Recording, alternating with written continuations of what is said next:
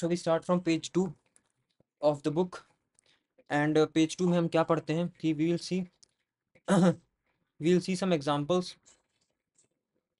and fundamental theorem of arithmetic in detail and the use of fundamental theorem of arithmetic.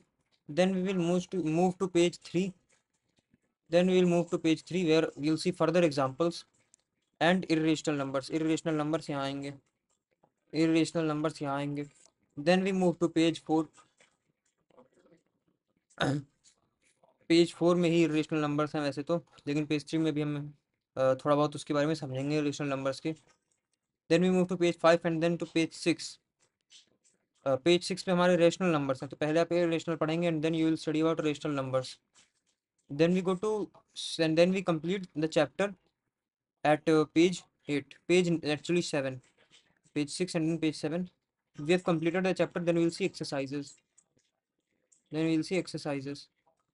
Exercises, okay, for sure. So I'll not solve all the questions for you. So we will see fundamental theorem of arithmetic, fundamental theorem of arithmetic, and then we will move on to see the meaning and what does irrational number means. Irrational numbers. Then we will move on to see rational numbers. To see rational numbers. Okay. And moving on, we'll see a few theorems. And after watching those theorems, after understanding those theorems, we'll see theorem 1, 2, 3, 4 and 5, and like this we'll complete the chapter. In this way we'll complete the chapter. In this format we'll complete the chapter and we'll move further.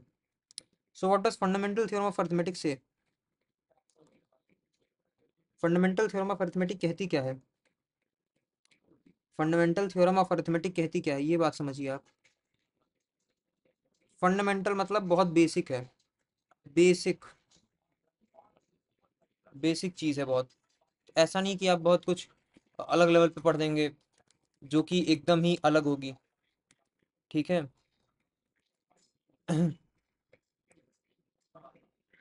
अच्छा, theorem क्या होती है? So theorem होती है एक ऐसी एक rule which can be shown as true. shown as true. For example मैंने कहा कि अमेरिका में बाढ़ आ गई है और अमेरिका पूरा डूब गया है, तो क्या मैं इस चीज को ट्रू शो कर सकता हूँ? क्या मैं इसे सत्य साबित कर सकता हूँ? क्या सत्य को मैं प्रमाणित कर सकता हूँ? क्या ये सत्य है? नहीं है. I have no proof, I can not show कि ये ट्रू है कि नहीं. Since I can not show, तो ये not a theorem. Not a theorem. लेकिन क्या अगर मैं कहूँ कि एक स्क्वायर के 4 साइड्स होते हैं, या जिस भी चीज के 4 साइड्स होते हैं, 4 इक्वल साइड्स होते हैं, वो एक स्क्वायर होता है. तो क्या एक थ्योरम हो गई? क्या मैंने शो कर दिया कि इसके 4 इक्वल साइड्स हैं नाप करके, तो ये स्क्वायर है? तो क्या मैंने एक थ्योरम बना दी कि नहीं बना दी? इसी तरह एक बहुत basic theorem, that is a rule that can be shown as true of arithmetic की एक फंडामेंटल थ्योरम हम पढ़ेंगे. अच्छा, अरिथमेटिक का मतलब क्या होता है? तो अरिथमेटिक क्या होता है? तो arithmetic is a branch of mathematics. ये बात आप सुन लीजिए बस, और ध्यान में रखे रहिए, इसे लिखने की कोई जरूरत नहीं है. ब्रांच ऑफ मैथमेटिक्स है अरिथमेटिक एक, जो कि नंबर्स और एडिशन, मल्टीप्लिकेशन, डिवीजन और सब्सट्रैक्शन से डील करती है, ठीक है. जो कि addition, multiplication, division, subtraction, plus, minus, divide और मल्टीप्लाई से डील करती है. ब्रांच ऑफ मैथमेटिक्स, इसी को क्या कहते हैं? अरिथमेटिक कहते हैं. क्या ये बात समझ में आ गई है? कि अरिथमेटिक क्या है, थ्योरम क्या है? Rule that can be shown as true. Fundamental मतलब बेसिक है. Basic rule that can be shown true in arithmetic is known as fundamental theorem of arithmetic. Fundamental theorem of arithmetic क्या कहती है? कोई भी नंबर है, मान लो 6 है, तो उसको मैं 2 × 3 × 1 लिख सकता हूँ. कि ये बात सही है? कोई भी नंबर है 7 है तो इसको मैं 7 into 1 लिख सकता हूँ। कोई भी नंबर है 21 है, इसको मैं 7 into 3 into 1 लिख सकता हूँ। ठीक है। और देखते हैं 24 है तो 6 18 6 4 24, 6 into 4 है। लेकिन 6 को भी मैं क्या लिख सकता हूँ, 3 into 2। और 4 को भी मैं क्या लिख सकता हूँ, 2 into 2 और into 1। क्या ये बात सही है? इसी तरह मैं और आगे बढ़ूँ, 27 तो इसको मैं लिख सकता हूँ 9 3 27। लेकिन 9 क्या है, 9 भी तो 3 into 3 है। और इसको फिर मल्टीप्लाई करेंगे 3 से तो ये भी 27 आएगा। क्या ये बात समझ में आ रही है? आगे बढ़ते हैं, 81 तो ये 9 9 81 है, लेकिन एक्चुअल में तो ये 9 भी 3 into 3 है और ये 9 भी 3 into 3 है। तो क्या इन रियलिटी जितने भी हम नंबर देख रहे हैं इनको हम प्रोडक्ट में शो कर सकते हैं, मल्टीप्लिकेशन में शो कर सकते हैं? प्रोडक्ट किसका? 3 क्या है, प्राइम नंबर है। 7 क्या है, प्राइम नंबर है। 2 क्या है, प्राइम नंबर है। 3 क्या है, प्राइम नंबर है। 1 क्या है, प्राइम नंबर है। अच्छा 6 into 4 तो 6 नहीं प्राइम, 4 नहीं प्राइम, लेकिन 6 को भी हम 3 into 2 लिख सकते हैं, 4 को भी हम 2 into 2 लिख सकते हैं। Product of prime numbers, prime numbers के प्रोडक्ट के रूप में हम शो कर सकते हैं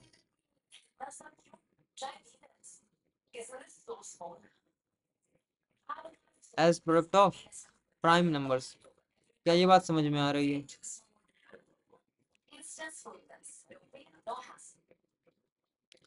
अब हम आगे देखते हैं कि एक्चुअली फंडामेंटल थ्योरम तो ये है क्या, 6 7 21 24 27 81 ये सब क्या है, ये सब नॉन प्राइम है।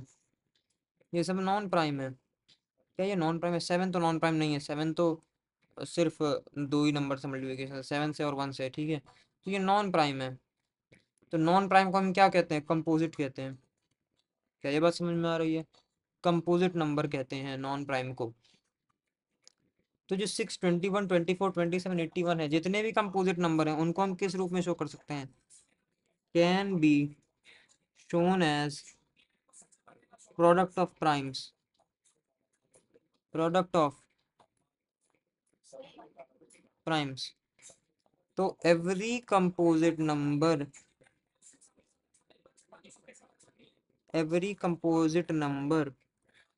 Can be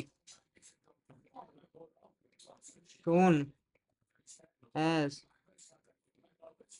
product of prime numbers.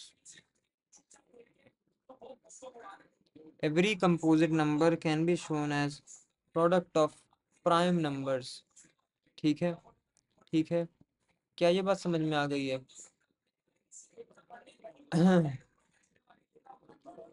क्या ये बात समझ में आ गई है? हर composite number product of primes के रूप में शो किया जा सकता है और ये यूनिकली शो किया जा सकता है। मतलब कोई और नंबर भी उसी तरह नहीं शो होगा जिस तरह एक नंबर शो होगा। फॉर एग्जाम्पल 6 को हम 2 into 3 into 1 लिख सकते हैं, कोई और नंबर को हम 2 into 3 into 1 नहीं लिख सकते। 6 ही होगा जब होगा 2 into 3 into 1। तो यूनिक है ये कॉम्बिनेशन यूनिक है, ये इक्वेशन यूनिक है। 2 into 3 into 1 करने पे कुछ और नहीं आ जाएगा, 6 ही आएगा। तो ये यूनिक है।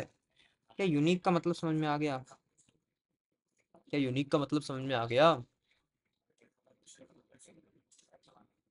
क्या ये बात समझ में आ गई?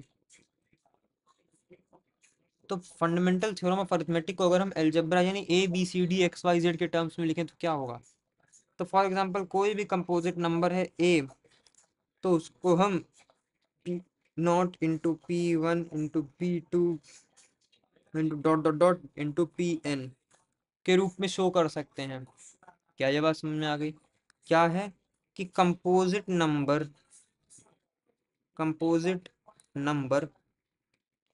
को हम किस तरह शो कर सकते हैं? P0 का मल्टीप्लिकेशन P1 से, जिसका मल्टीप्लिकेशन P2 से, जिसका मल्टीप्लिकेशन P3 से, एंड सो ऑन Pn तक। तो P0 P1 P2 P3 Pn क्या है? प्राइम नंबर्स हैं, प्राइम नंबर्स हैं। P0, P1, P2, P3 and dot dot dot Pn तक क्या है, एक्चुअली प्राइम नंबर्स हैं। क्या ये बात समझ में आ गई है?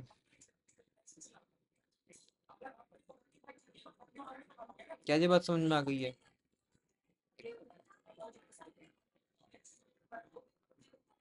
इसके आगे हम देखते हैं इर्रेशनल नंबर।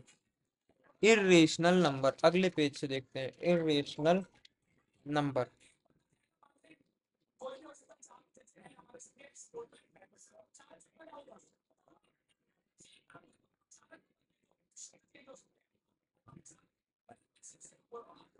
इर्रेशनल नंबर्स, हाँ, थोड़ा सा स्ट्रेच करिए और आइए फिर से देखते हैं इर्रेशनल नंबर्स का क्या मतलब होता है।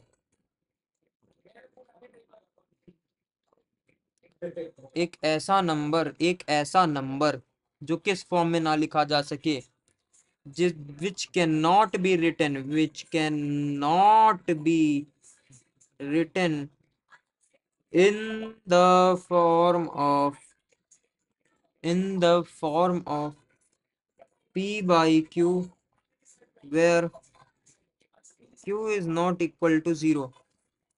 इस फॉर्म में p by q की फॉर्म में नहीं लिखा जा सकता जहाँ पे q नॉट इक्वल टू 0 हो। जो इस फॉर्म में नहीं लिखा जा सकता वही है इर्रेशनल, वही है इर्रेशनल। क्या ये बात समझ में आई? क्या ये बात समझ में आई कि नहीं आई?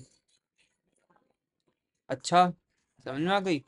चलो देखते हैं इसी बात पे तुम्हें समझ में आई कि नहीं आई, ये देखते हैं। अच्छा, रेशनल इसी का उल्टा होता है, रेशनल इसी का उल्टा होता है, which can be written. Rational number क्या होता है? रेशनल नंबर होता है a number which can be written, can be written किस फॉर्म में लिखा जा सकता है? In the form of p by q where q is not equal to 0। a number which can be written in the form of p by q where q is not equal to 0। अच्छा, इसी पे कई सारी theorems बन जाती हैं, ठीक है। अच्छा, ऐसा कौन सा नंबर है जो p by q के फॉर्म में नहीं लिखा जा सकता, where q is not equal to 0? Example देखते हैं, एग्जाम्पल देखते हैं। एग्जाम्पल है आपका √2। अब लोग कह तो देंगे कि इसको मैं p by q के फॉर्म में लिख दूंगा, लेकिन लिख नहीं पाएंगे, लेकिन लिख नहीं पाएंगे। क्यों नहीं लिख पाएंगे? क्यों नहीं लिख पाएंगे, सोचिए।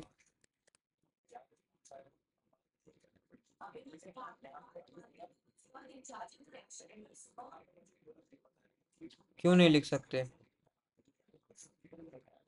क्योंकि अगर आप √2 को सॉल्व करेंगे तो ये 1.4143 समथिंग समथिंग आते जाएगा,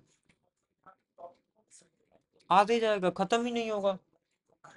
फॉर एग्जाम्पल अगर मैं लिखता 1.4, तो इसको आप क्या लिख देते? 14/10, सिंपल। 14/10 1.4 होगा। अगर मैं लिखता 1.41, तो इसको आप लिख देते 141 डिवाइड बाई 100, सिंपल। लेकिन ये तो रुक ही नहीं रहा, ये तो जाते जा रहा है। 1.1414 और 2 और 1 और 3 और 5 और समथिंग समथिंग समथिंग समथिंग होते जाएगा, होते जाएगा। आप कभी करके देखिएगा,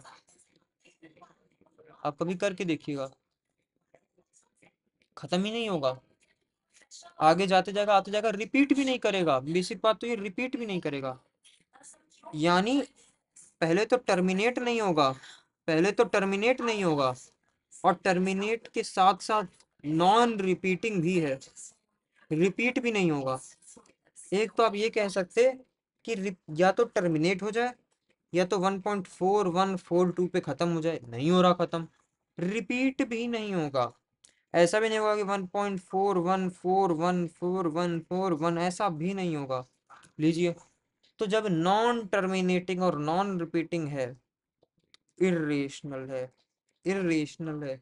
क्योंकि हम इसी को कुछ भी करके p बाई क्यू की फॉर्म में नहीं लिख पाएंगे, p बाई क्यू की फॉर्म में नहीं लिख पाएंगे। क्या ये बात समझ में आई?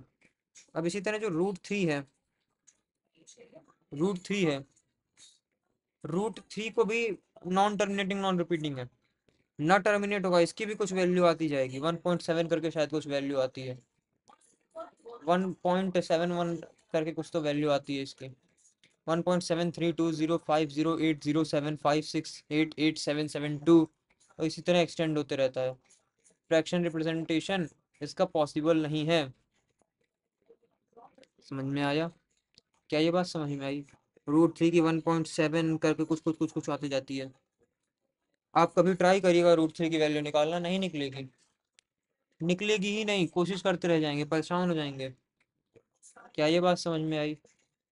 तो हमने ये सीखा कि जो टर्मिनेट ना हो, टर्मिनेट मतलब खत्म ना हो, नॉन टर्मिनेटिंग हो, इनफाइनाइटली लॉन्ग होता जाए होता जाए होता जाए होता जाए, एंड नॉन रिपीटिंग हो, नॉन रिपीटिंग हो, उसी को हम क्या कहते हैं? इर्रेशनल नंबर कहते हैं, इर्रेशनल नंबर कहते हैं इसी को। क्या ये बात समझ में आ गई? अच्छा, इसी बात पे थ्योरम 1 देखते हैं,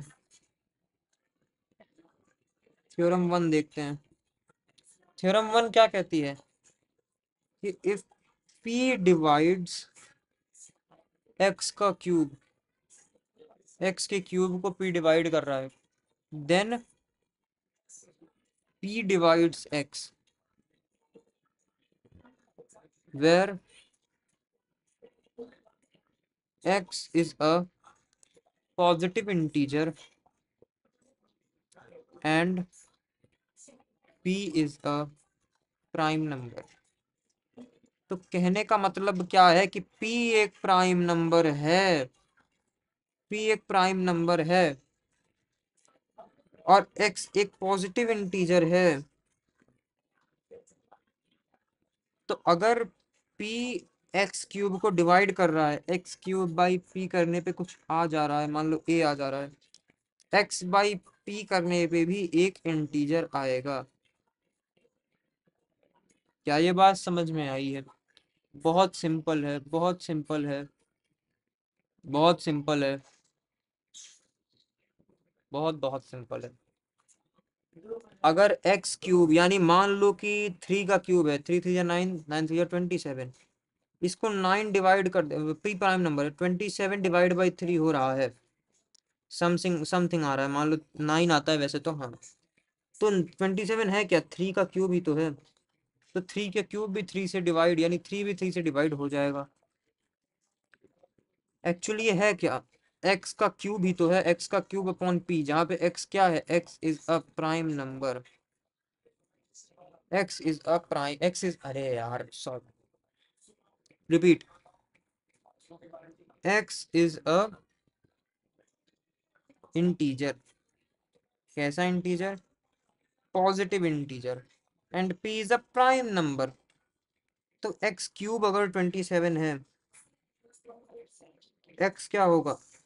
3 होगा। क्या ये बात समझ में आ रही है? एक्स क्या होगा? 3 होगा।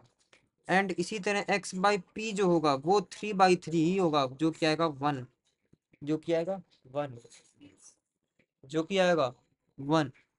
अगला हम देखते हैं, फॉर एग्जाम्पल 64 डिवाइड बाई 2, ये आएगा 32। तो 64 एक्चुअल में है क्या? एक्स का क्यूब है, और 2 एक प्राइम नंबर है तो पी है। एक्स का क्यूब अगर 64 है तो एक्स क्या है? एक्स और कुछ नहीं, 4 ही होगा, क्योंकि 4 4 जा 16, 16 4 जा 64। तो एक्स की, तो एक्स अपॉन पी क्या होगा? 4/2, जो कि आएगा 2। तो अगर 64/2 32 है, तो 4/2 2 होगा। तो ये भी डिवाइड करेगा, एक्स को भी डिवाइड करेगा पी, एक्स बाई पी करने पे भी कुछ आएगा, इंटीजर आएगा। क्या ये बात समझ में आ गई है? क्या ये बात समझ में आ गई है? आगे बढ़ते हैं। बेसिक हम कह क्या रहे हैं थ्योरम 1 में कि if x cube upon p is an integer, is an integer, या x cube is divisible by p, divisible by p, यहाँ इंटीजर भी नहीं कह सकते, नॉन टर्मिनेटिंग रिपीटिंग आंसर आएगा, लेकिन हम एक सहूलियत के लिए if x cube is divisible by p, if x cube upon p is defined, अगर x cube upon p defined है, यानी x cube is divisible by p, then होगा क्या कि एक्चुअल में x अपॉन p इज ऑल्सो डिफाइंड, तो आप पूछोगे कि भैया डिफाइंड क्या नहीं है, क्या चीज ऐसी है जो डिफाइंड नहीं है, आखिर डिफाइंड का मतलब क्या हुआ। तो अभी हम समझाते हैं धीरे से। x अपॉन p is also defined, that is x is also divisible divisible by p। क्या ये बात समझ में आ गई? क्या ये बात समझ में आ गई है? बहुत बढ़िया। अच्छा, अच्छा, हम देखते हैं कि एक्चुअल में डिफाइंड का मतलब क्या होता है। तो डिफाइंड का मतलब ये होता है कि या तो टर्मिनेट कर जाए, आइदर आइदर टर्मिनेटिंग और रिपीटिंग, या तो टर्मिनेट कर जाए या रिपीट करे। अच्छा, टर्मिनेट करने का मतलब क्या है? मान लो मैं 6/4 करूंगा, तो इसका आंसर क्या आएगा? 4 1 जा 4, 5 6 में 4, 1.25 आएगा क्या? नहीं, 1.25 नहीं, 1.5 आएगा क्या? ये क्या यहीं पे टर्मिनेट कर गया, यहीं तक गया। इसी तरह अगर मैं 7 अपॉन मान लो करता हूँ मैं 4, तो 4 1 जा 4, 5 6 7 3 30, 4 2 जा 16, 4 5 4 6 7 8 4 7 20 20 20 22 4 5 जा 20, 1.75 आएगा क्या इसका आंसर? तो जब ये 1.75 आया, तो ये 2 डेसिमल प्लेसेस के बाद, after 2 decimal places, it terminated कर गया क्या? क्या यहीं तक गया, इसके आगे नहीं जा रहा? 0 0 0 0 होगा, इसके आगे कुछ नहीं होगा। सही बात है कि नहीं है? इसी तरह टर्मिनेटिंग का ये मतलब हो गया, ये हो गया टर्मिनेटिंग, टर्मिनेटिंग। अच्छा, रिपीटिंग क्या होता है? फॉर एग्जाम्पल 7/3 कर दो आप, तो क्या आएगा? 2.33333333333333333333 आते जाएगा। क्या ये आएगा कि नहीं आएगा? 5/3 किया जाए तो 1.2, नहीं, 1.3, सॉरी, 1.666666 एंड सो ऑन 666, हो तो जाएगा। क्या ये बात है कि नहीं? तो ये नॉन टर्मिनेटिंग है, non terminating but repeating, non terminating and repeating है। क्या ये बात समझ में आई? क्या ये बात समझ में आई? ठीक है, ठीक है। तो नॉन टर्मिनेटिंग एंड रिपीटिंग या टर्मिनेटिंग हो, अगर डिवाइड करने पे ऐसा कोई आंसर आए तो वो आंसर डिफाइंड है। ठीक है। लेकिन अगर नॉन टर्मिनेटिंग, टर्मिनेट भी नहीं कर रहा, non terminating and non repeating answer आया, non terminating and non repeating answer आया, फॉर एग्जाम्पल 22/7 करिए जरा, घर पे करिएगा। ये खत्म भी नहीं होगा, एंड भी नहीं होगा, टर्मिनेट भी नहीं होगा, एंड नहीं होगा, यानी कि नॉन टर्मिनेटिंग है, नॉन टर्मिनेटिंग है एंड नॉन रिपीटिंग भी है, नॉन रिपीटिंग भी है। और क्या एग्जांपल हो सकता है? रूट 2 है एग्जांपल, रूट 2 भी यही है, एंड नहीं होगा। क्यों नहीं होगा? क्योंकि नॉन टर्मिनेटिंग, नॉन रिपीटिंग है। टर्मिनेट भी नहीं करेगा, रिपीट भी नहीं करेगा, आएगा कुछ आंसर 3.14231876789101112131415 जो भी आएगा, कुछ भी आ सकता है आंसर। तो हमने देखा कि डिफाइंड कब होती है फ्रैक्शन, कब कब डिवीजन डिफाइंड होता है, डिविजिबिलिटी कब डिफाइंड होती है? जब नॉन टर्मिनेटिंग एंड रिपीटिंग आए, या तो नॉन टर्मिनेटिंग एंड रिपीटिंग और रिपीट मारे, या non terminating and non repeating हो, एंड नॉन रिपीटिंग हो। क्या ये बात समझ में आ गई? या तो नॉन टर्मिनेटिंग रिपीटिंग हो या तो नॉन टर्मिनेटिंग नॉन रिपीटिंग हो। ठीक है, ठीक है। क्या ये बात समझ में आ गई है? क्या ये बात समझ में आ गई है? बहुत बहुत साधारण सी बात है, कोई सी बहुत बड़ी बात नहीं है। तो within half an hour हमने फंडामेंटल थ्योरम ऑफ अरिथमेटिक कर ली, हमने इरेशनल नंबर कर लिए, irrational number as well as rational number भी हमने कर लिए, रेशनल नंबर भी हमने कर लिए। क्या ये बात समझ में आ रही है? अच्छा, इसके आगे हमें बस एग्जांपल्स करने हैं।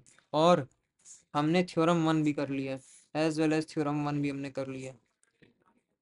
इसके बाद theorem two, theorem three, theorem four और थ्योरम फाइव आएगी। तो 5 थ्योरम हम टोटल देखेंगे। पहली थ्योरम ने क्या कहा कि अगर x cube upon p is defined, तो x upon p is also defined, is also defined. क्या ये बात समझ में आ रही है? यानी x cube is divisible by p, is divisible by p, then x is also divisible by p। क्या ये बात समझ में आ गई? क्या ये बात समझ में आ गई? तो आज हमने ये लेक्चर 2 किया कंप्लीट। इसके बाद हम देखेंगे लेक्चर 3 में। क्या देखेंगे हम? में देखेंगे हम बहुत सारे प्यारे प्यारे एग्जांपल्स एंड सम क्वेश्चंस। तो 26 मिनट में हमने 27 मिनट में ऑलमोस्ट इतना सब कुछ कवर कर लिया है। आई होप आप रिवाइज कर रहे होंगे और आगे पढ़ेंगे आप, and you will really enjoy this chapter. And not only this chapter, ये तो बहुत बेसिक है, दिस इज एक्सट्रीमली बेसिक। आप इसके आगे जब पढ़ेंगे तो you will really enjoy mathematics.